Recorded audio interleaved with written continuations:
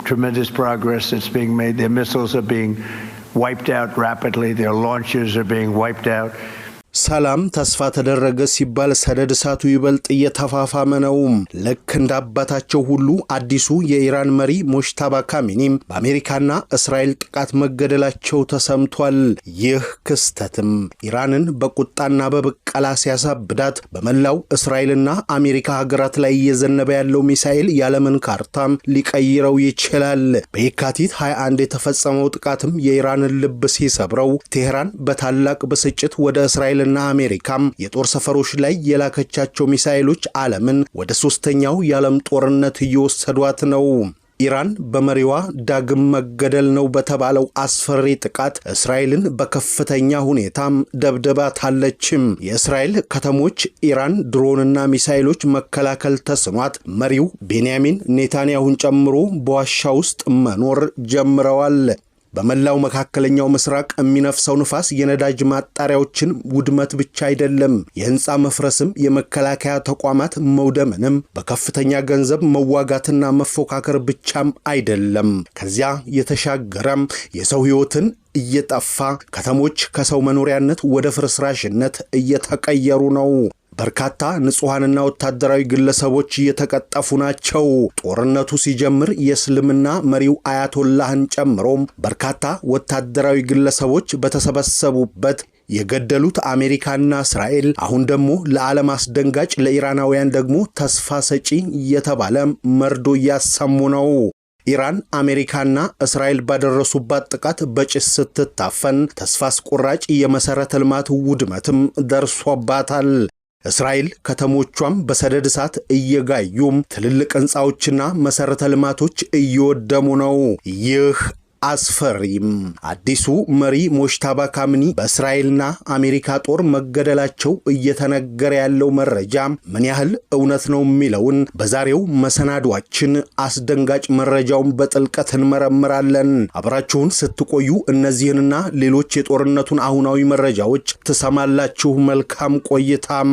ቪዲዮውን ላይክ በማድረግ ሐሳባችሁን በኮሜንት መስጫው ላይ በመጻፍ አብሮነታችሁን ግለጹልን። ለቻናላችን ኢትዮ ፖስት አዲስ የሆናችሁ ቻናላችንን ሰብስክራይብ በማድረግ አብራችሁን መሆናችሁን አትርሱም። አሜሪካና እስራኤል በኢራን ላይ የከፈቱት ጦርነት ሁለተኛ ሳምንቱን ሲያስቆጥር ከፍተኛ እልቂት ተመዝግቧል። ጦርነቱ በአጭር ጊዜ ይረግባል ቢባልም እየጋመና እየፋመ እስካሁን ቀጥሏል። ጦርነቱ በኢራን በእስራኤል እንዲሁም በተለያዩ የአሜሪካ የጦር ሰፈሮች አለባቸው በተባሉ የአረብ ሀገራት ላይም ጉዳት እያደረሰ ሲሆን ወታደሮች እየተገደሉ ንጹሃን እየተረሸኑ ወታደራዊ ተቋማትና የሰው ኃይል እንዳልነበረ ሲሆን ከሁለት ሳምንታት በፊትም ዛሬም የጦርነቱ አስከፊ መገለጫም ሆኖ ቀጥሏል። በመካከለኛው ምስራቅ ሰማይ ስር የሚታየው ትዕይንትም ከምድራዊ ጦርነት ይልቅ የሰማይና የምድር መጋጨት መስሏል። ሰላም ተስፋ ተደርጎበት በነበረችው ቅጽበት ሰደድ እሳቱ ይበልጥ ተፋፍሞ ቀጠናውን ወደ አመድነት እየቀየረው ነው።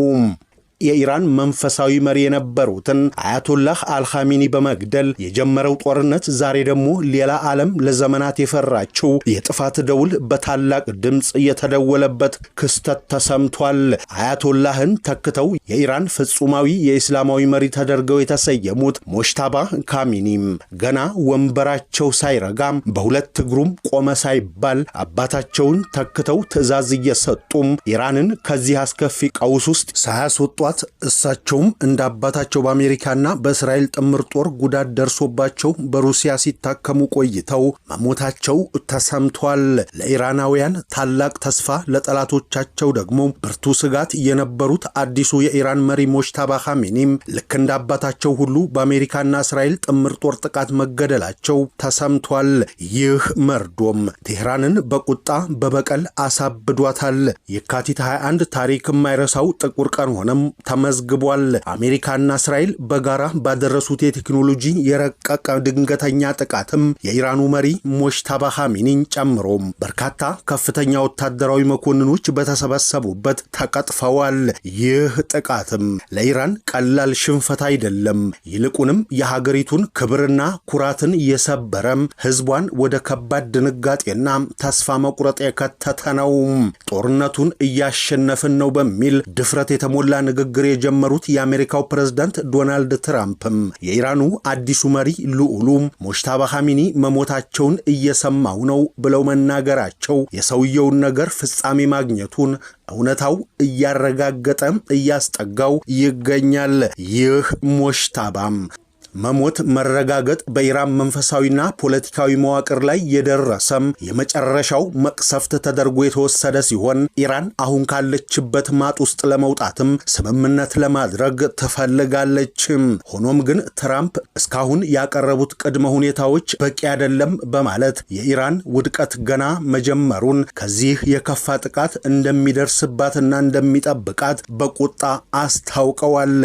ኢራን የተኩስ አቁም ስምምነት ለማግኘት ከፍተኛ ፍላጎትን እያሳየች ብትገኝም ትራምፕ ግን የተማጽኖ ስልኳን እንኳ ለማንሳት ፈቃደኛ ባለመሆን ለኢራን ያላቸውን ንቀትና በቅርቡ ለሚመጣው አስከፊ እርምጃቸው ዝግጁነታቸውን አሳይተዋል።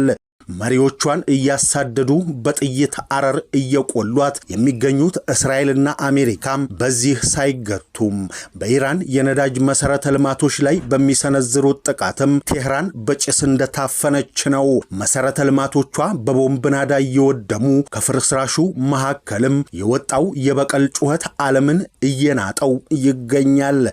ኢራን የመሪዋ ደም በከንቱ አይፈስም በሚል መሪ ቃል እስካሁን ታይቶ በማይታወቅ ደረጃ እጅግ ዘግናኝ በሆነ መልኩ ሚሳኤልና ድሮንን ወደ እስራኤልና አሜሪካ የጦር ሰፈሮች እያዘነበች ነው።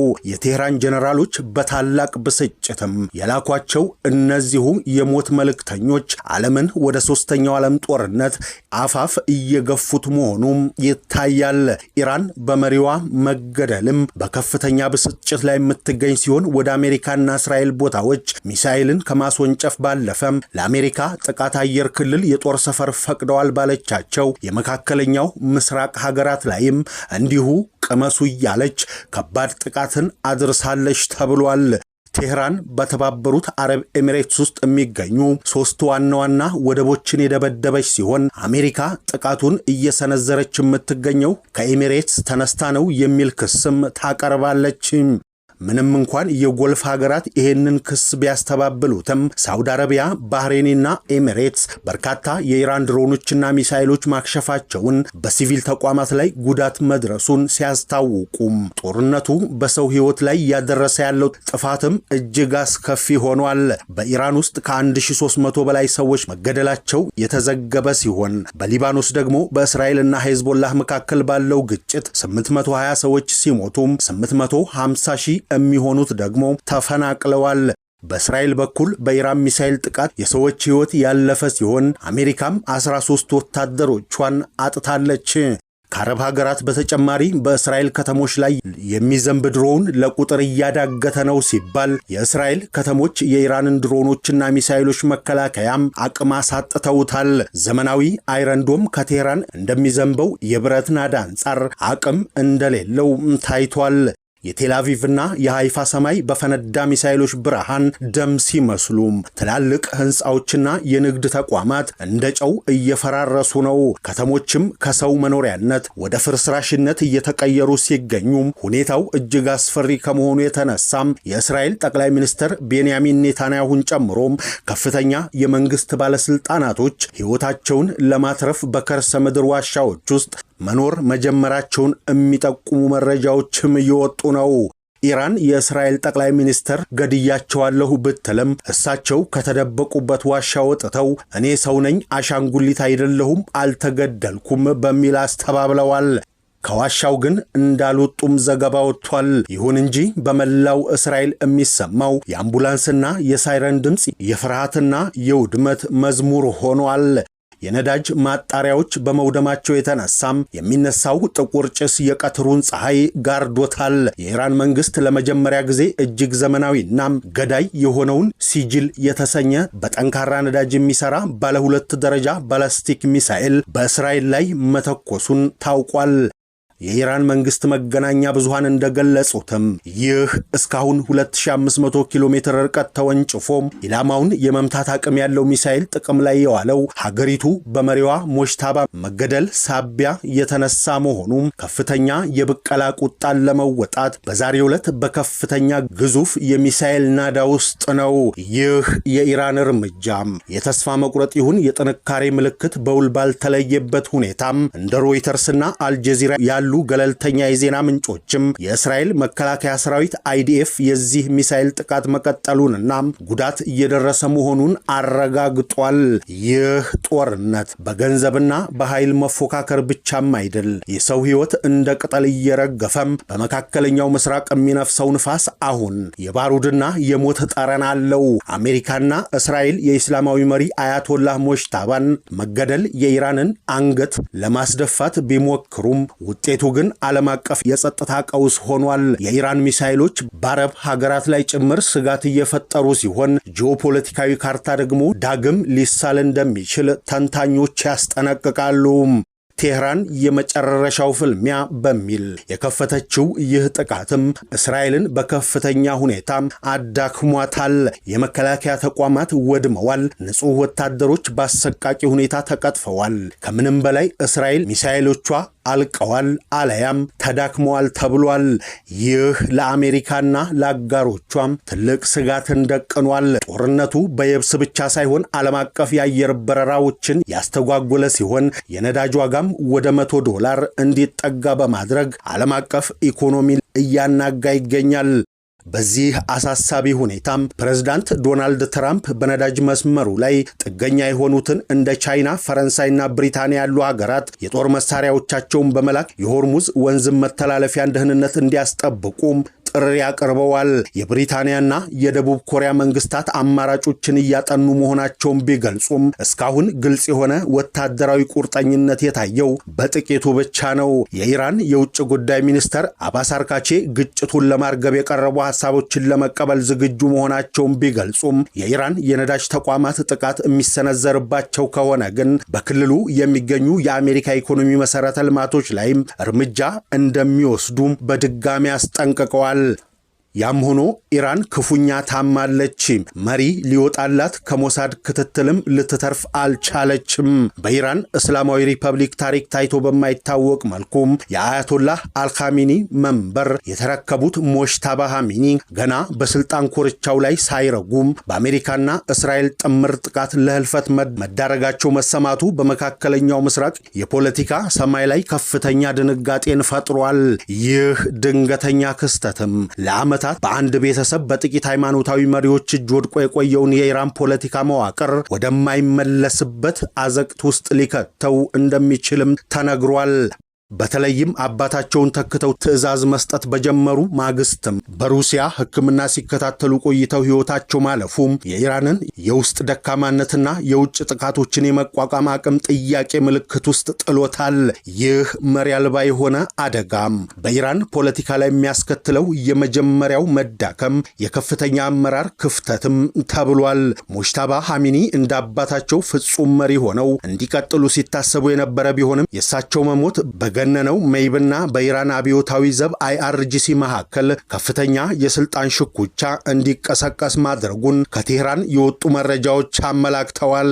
ለዓመታት በኢኮኖሚ ማዕቀብና በፖለቲካዊ ጭቆናም ሲማረር የቆየው ህዝብ የመንግስት መዋቅር በመሪዎች መለዋወጥና መሞት ሲናጋ በማየቱ ስርዓቱን ለመጣል የማያደርገውን እንቅስቃሴ ደግሞ ሊጀምር ይችላል ያሉት የዘርፉ ተንታኞች፣ ይህም የኢራንን ፖለቲካም ከውጭ ይልቅ በውስጥ አመጽ ለከፋ ውድቀት ሊዳርገው ይችላል ሲሉ ስጋታቸውን አስቀምጠዋል።